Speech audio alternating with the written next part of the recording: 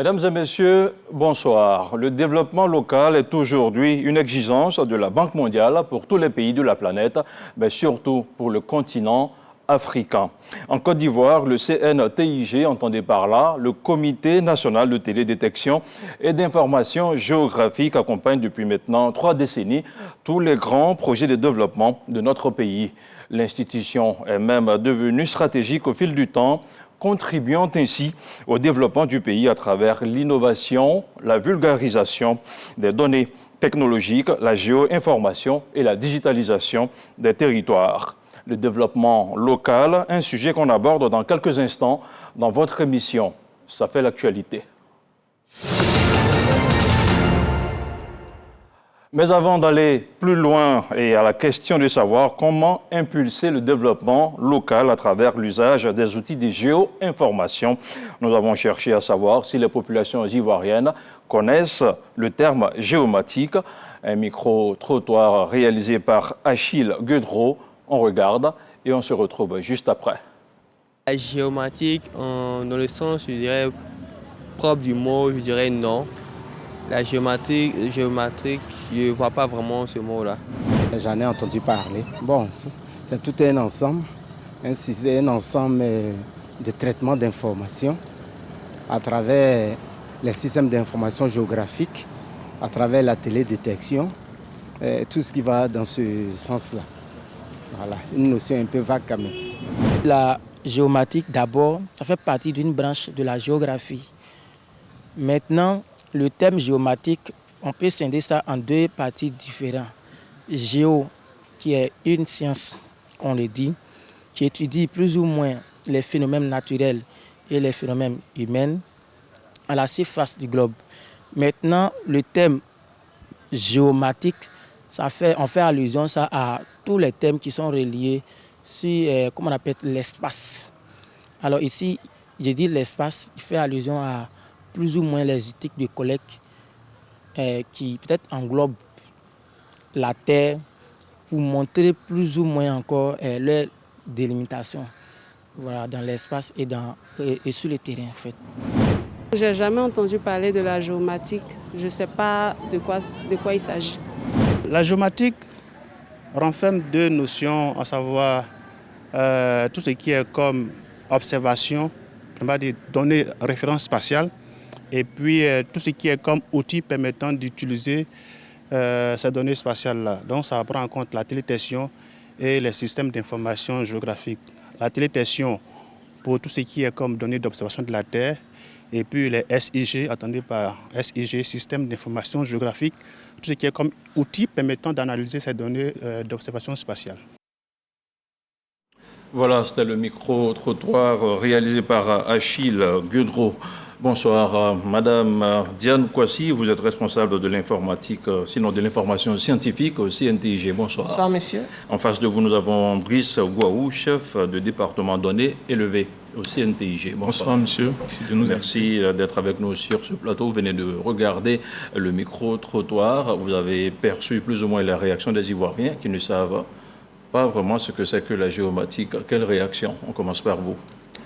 Bon, quelle réaction? Je pense quand même qu'il y a eu 20% des personnes qui ont été interviewées qui savent, d'après ce que j'ai entendu. Et tout ça, c'est pour dire que 80% ont vraiment besoin de savoir ce que c'est que la géomatique. Voilà. Donc, nous sommes au CNTIG et nous travaillons chaque 2 ans à vraiment promouvoir cette technologie-là au cours d'un salon. Donc, par la suite, nous aurons l'occasion d'échanger là-dessus. Alors, Brice Gouaou, réaction? Bon, bien entendu, hein, la géomatique, c'est une science qui n'est pas très connue. C'est ça. Voilà, il faut vraiment être dans le domaine de la géographie et de l'informatique, puisque c'est une science qui est au carrefour des 2 disciplines. Voilà, géo pour ramener à tout ce qui est entité géographique et matique pour ramener à tout ce qui est traitement automatique de l'information.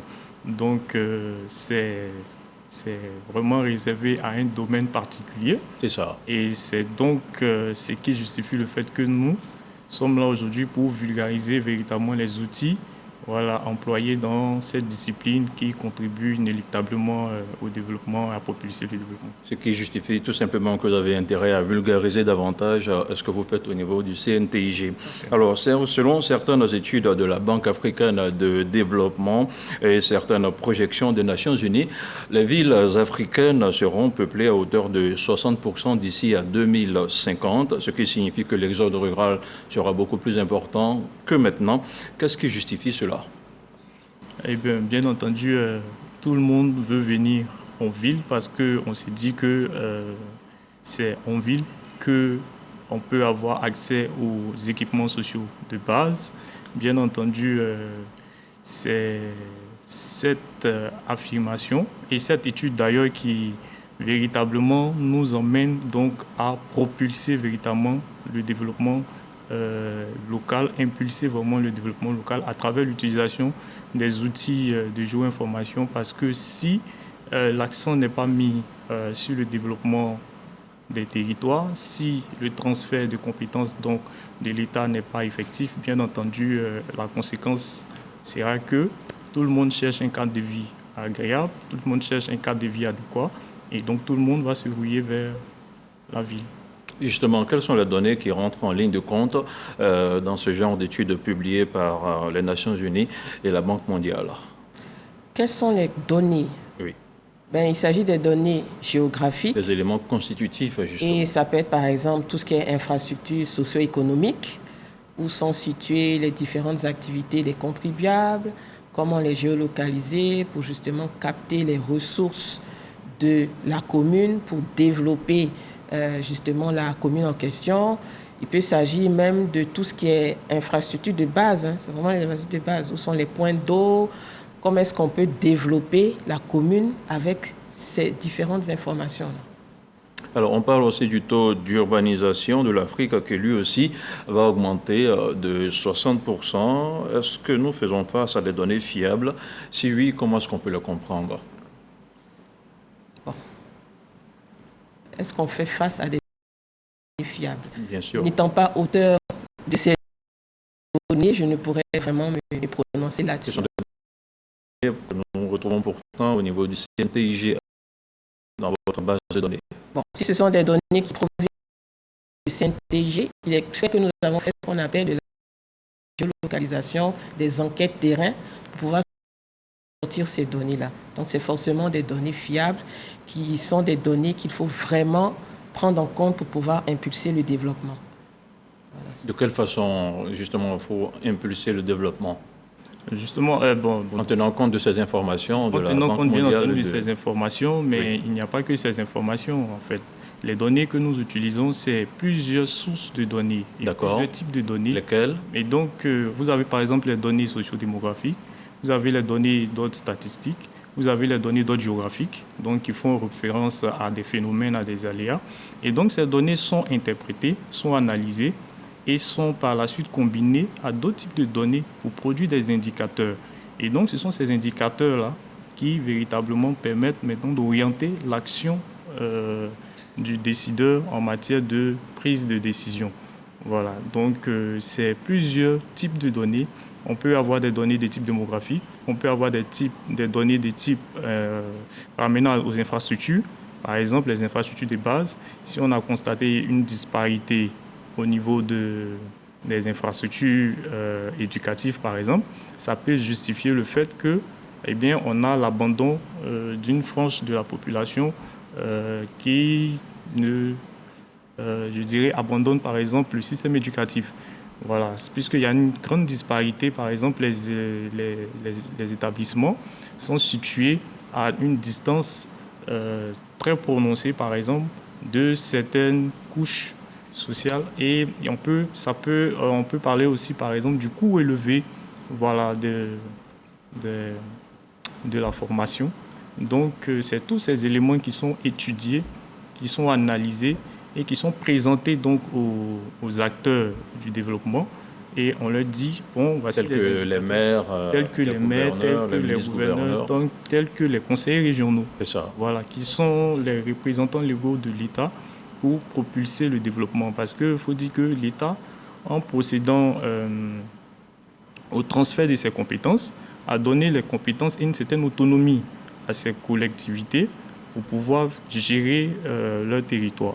Et donc, cette gestion suppose véritablement qu'ils soient les garants de ces territoires, quand bien même que l'État a un droit de regard sur l'évolution, bien entendu, de ces territoires. Voilà. Donc, les différentes activités doivent être vraiment coordonnées, organisées pour produire un impact réel sur la qualité de vie de la population. Alors, on le disait tout à l'heure au début de cette émission, les populations partiront des zones rurales pour venir s'installer massivement dans les zones urbaines. Au niveau du CNTIG, qu'est-ce que vous faites justement pour contrer cet exode-là? Qu'est-ce qui est fait de façon pratique en tenant compte de vos informations? Alors déjà, il faut dire que le CNTG, c'est une structure technique sous la tutelle de la primature et qui aide vraiment toutes les collectivités à capter les ressources pour pouvoir développer leur commune. Ça, c'est la première des choses. Donc au niveau du CNTG, nous participons à tout ce qui est enquête terrain, tout ce qui est géolocalisation des activités des contribuables des localités pour les aider à capter les ressources pour développer leur localité, de sorte qu'ils soient en mesure d'avoir un certain potentiel qu'ils pourraient mobiliser pour justement développer leur zone. Et si jamais il y a un afflux, au moins ils seront en mesure d'accepter, d'accueillir ce flux-là avec des infrastructures, etc. Est-ce que c'est un moyen véritable qui puisse permettre de freiner l'exode rural? Bon, je pense que si on est dans des zones reculées, et que ces différentes collectivités-là sont en mesure de capter leurs ressources, elles vont développer leur zone. Donc ça va forcément freiner le déplacement de la population de l'intérieur vers l'extérieur, vers la côte. C'est ça. Alors on parle de villes de taille intermédiaire qui vont héberger plus de 700 millions d'habitants, près d'1 milliard d'habitants. C'est quoi une ville de taille intermédiaire et comment celles-ci seront capables d'intégrer ces populations-là qui vont faire ces différents mouvements? Bon, faut dire que dans le domaine de classification des villes, il y a plusieurs indicateurs, il y a plusieurs critères qui rentrent en ligne de compte. Voilà. On a des mégalopoles qui sont vraiment des très grandes villes, des très grands territoires. On a des villes également de taille moyenne qui sont quand même des petites villes, mais avec des infrastructures de base. Et donc, il faut dire que l'homme cherche vraiment un cadre de vie idéal, adéquat. Voilà. Donc, si les populations sont tournées vers une certaine localité, c'est bien entendu parce que cette localité-là a des attraits. Bénéficie d'un certain nombre d'infrastructures. Bénéficie d'un certain nombre d'infrastructures. Et donc, il y a lieu de ne pas créer, de propulser le développement, mais tout en évitant de créer certaines disparités entre les villes. Parce que lorsque tu es dans une localité et que c'est dans, par exemple, je veux dire la localité, le village noyau par exemple, où on peut avoir toutes les infrastructures. Et par exemple un hôpital, un commissariat, une pharmacie, donc, voilà, une école. Une école. Donc à un moment donné, bien entendu, ceux qui sont un peu éloignés vont bien entendu se déplacer vers ces localités. Donc il y a lieu, comme Madame le disait, de pouvoir canaliser tout cela à travers des politiques de développement, donc des plans stratégiques de développement. Et ces plans stratégiques-là vont donner des orientations sur des projets à mettre en place, qui sont des projets qui sont déclinés, par exemple, à court, à moyen et à long terme. Ceci va orienter l'action même des acteurs de développement en matière de projets à réaliser pour éviter, bien entendu, le déplacement de ces populations. À partir des études de besoins, par exemple, on voit que la population a un besoin et le besoin, ça peut être... Justement, à partir de quel moment les localités peuvent bénéficier de ces infrastructures-là pour permettre aux populations de rester sur place? Pour bénéficier de ces infrastructures, il faut déjà qu'il y ait des ressources. Voilà, parce que les localités sont maintenant autonomes. Donc, elles ont la pleine autonomie de la construction, de la gestion de leur localité. Et bien entendu, pour pouvoir mobiliser des ressources, il faut déjà les identifier. Le problème, c'est que la manière d'identifier, puisque on n'utilise pas les outils donc, de géoinformation, des outils de nouvelles technologies, donc la manière d'identifier pose problème. Et même les ressources qui sont collectées, il y a de sérieuses disparitions. de sérieuses disparités. C'est-à-dire que, en termes de potentiel économique, il y a beaucoup de déperditions. C'est ça. Voilà. Donc, vous voyez que les communes, bien les collectivités, ont d'énormes difficultés à pouvoir impulser le développement et donc maintenir les populations dans la localité. Alors, on imagine aisément que cette problématique est au cœur du 6e, sinon de la 6e édition du Salon de la géomatique qui se tient à Abidjan depuis ce matin. Depuis ce matin. Alors, quelle est la contribution de l'agent de développement local qui prend part justement à ce genre d'assises? Quelle est la contribution? Oui, de l'agent de développement. Bon. Je veux parler du maire. Bon, déjà, il va faire cas de ses préoccupations. D'accord. Puisqu'il va donner son expérience, ce qu'il est en mesure de capter jusque-là et les difficultés qu'il a. Et à travers ce salon, le CNTG a énormément de communication à délivrer. À travers ce salon, des personnes qui viennent de l'extérieur, qui vont donner leur expérience et qui vont dire comment est-ce qu'ils sont passés d'un point A déficitaire à un point B excédentaire. Donc, ils vont ressortir de là avec vraiment les outils nécessaires pour leur propre développement. Une chose est de partager son expérience, une autre est de l'appliquer sur le terrain. Quelqu'un qui vient, par exemple, de l'Afrique du Sud, qui participe justement à ce salon et qui est forcément un modèle de développement dans son pays, comment est-ce que son exemple peut-il servir à quelqu'un qui se retrouve, par exemple, au Mali? Bon, je pense que tout est une question d'adapter le modèle qui a bien marché aux réalités de l'autre pays. Quand on sait que les ressources ne sont pas les mêmes dans les différents pays. Mais il y a toujours un moyen. En tout cas, avec la géo-information, il y a toujours un moyen de s'en sortir. J'ai justement envie de comprendre quels sont ces moyens. Mais on vous invite à venir à ce salon. Comme ça, vous allez voir toutes les technicités qui sont déployées. Pour quelqu'un qui n'est pas sur le salon, qui n'est pas sur le salon, se retrouve devant son téléviseur en train de vous regarder, par exemple, en ce moment. À distance. Comment peut-il comprendre ce que vous êtes en train de dire? Il pourra comprendre ce qui est en train d'être mentionné parce qu'on a une diffusion en live, en fait. Sur nos différentes pages, il sera en mesure de comprendre. Il y a une diffusion en live qui est prévue sur le Facebook, sur le YouTube. Il pourra comprendre et puis poser des différentes questions sur le chat et avoir ses réponses. Vous avez peut-être envie de rebondir sur la question bon, un tout petit peu. La contribution de l'agent de développement, justement. Oui.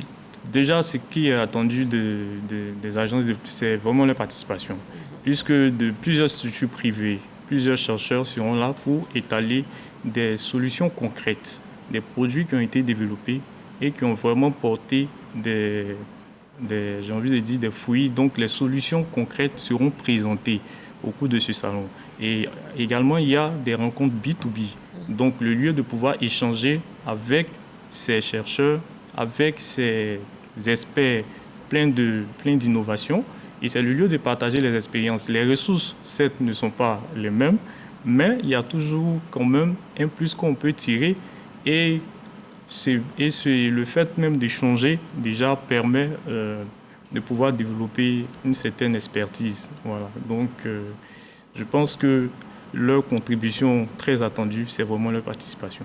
Alors, le CNTG, on le disait tout à l'heure, existe depuis maintenant 3 décennies. Par ailleurs, comment est-ce que le développement de nos villes repose sur les données que vous fournissez aux collectivités, au gouvernement et autres? Comment est-ce que vous l'expliquez en français facile, si on peut le dire?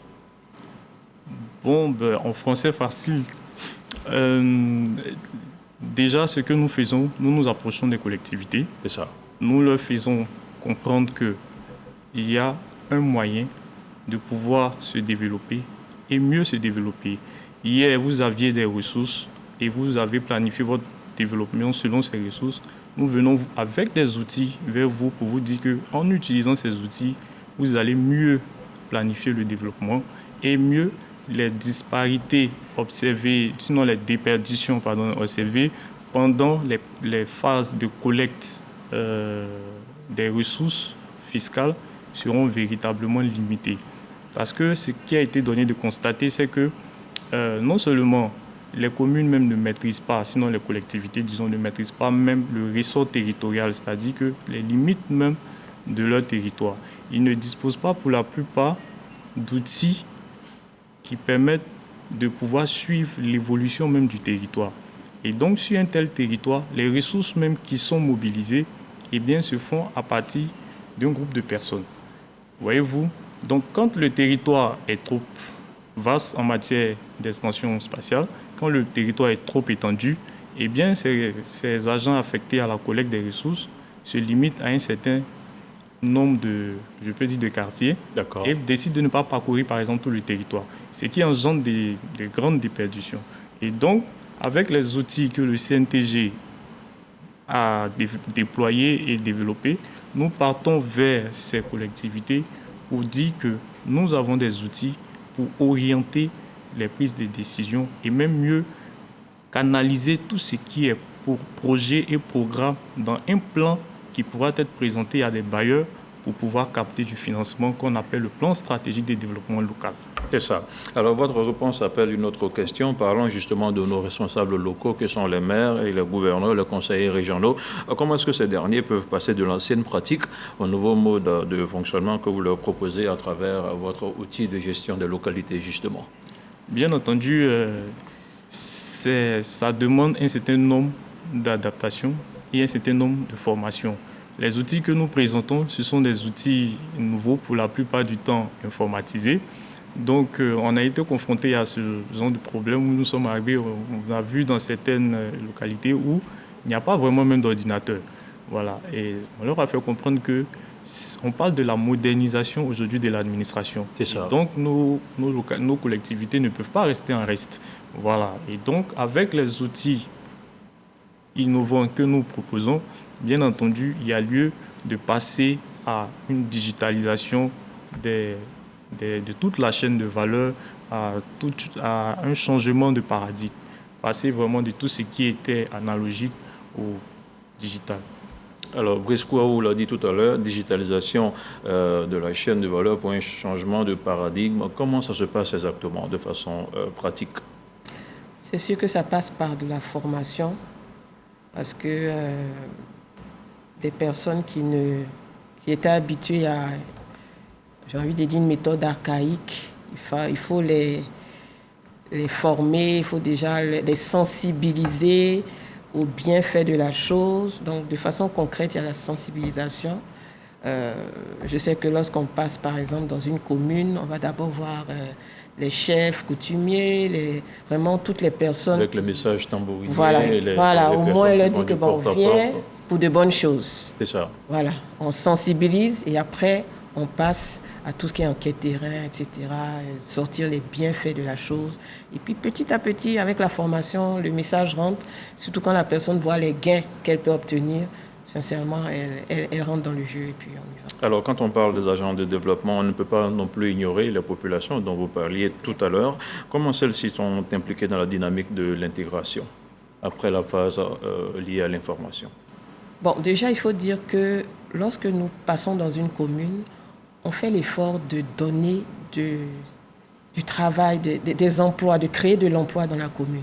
Donc, on va même sensibiliser les jeunes à participer à tout ce qui est enquête terrain. Bien sûr, après une phase de formation, on les implique vraiment pour pouvoir créer de l'emploi dans la zone et puis leur montrer les bienfaits de la chose.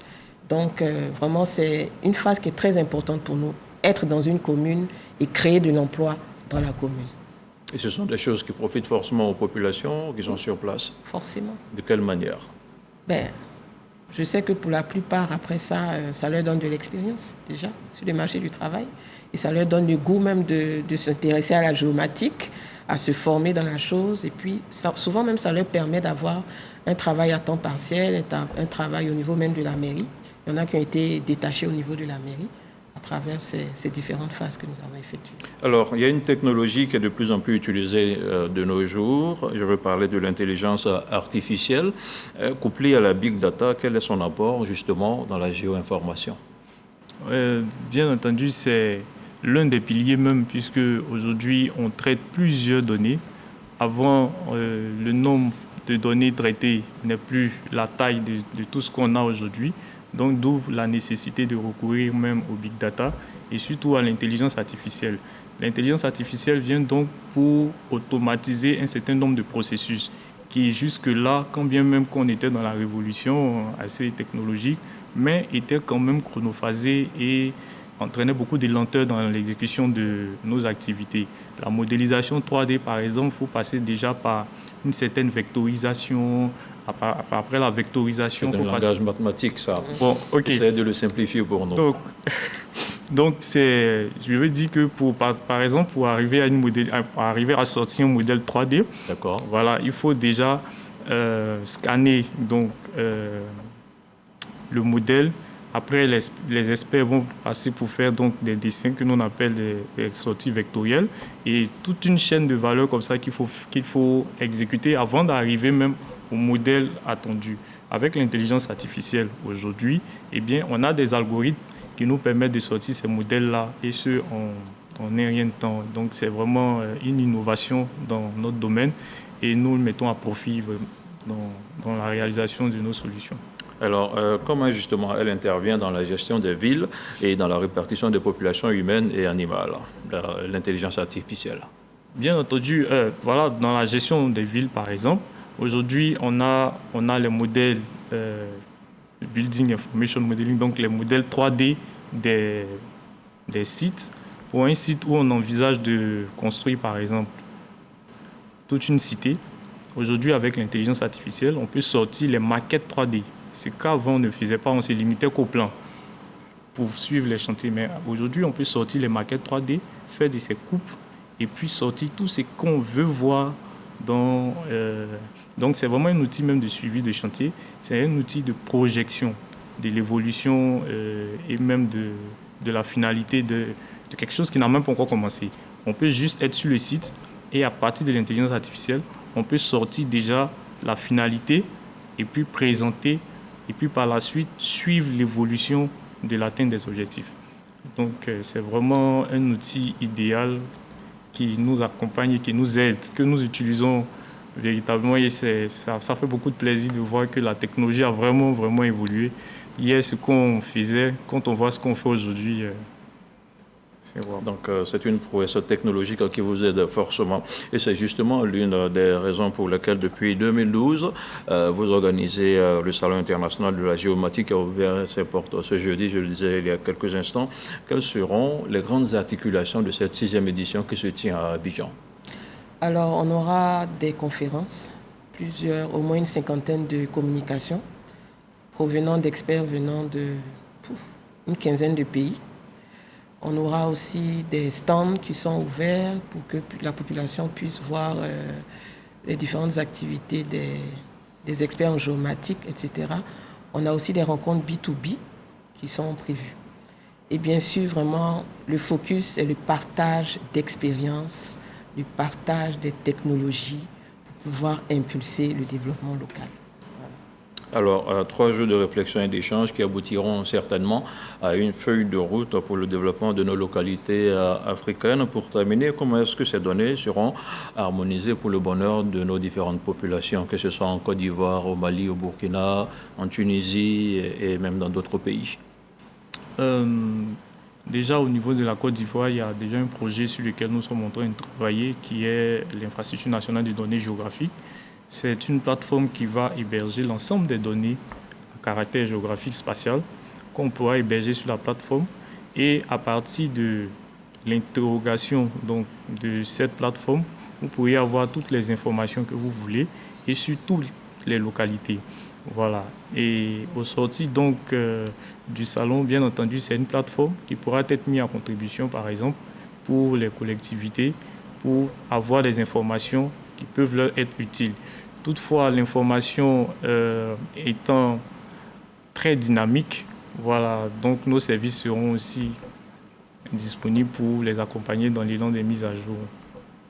Alors, il y aura donc 3 jours de travaux, 3 jours d'échanges. On espère qu'on aboutira à bien des choses qui permettront aux différents participants de repartir avec des solutions pour leur localité. Tout à fait. D'accord.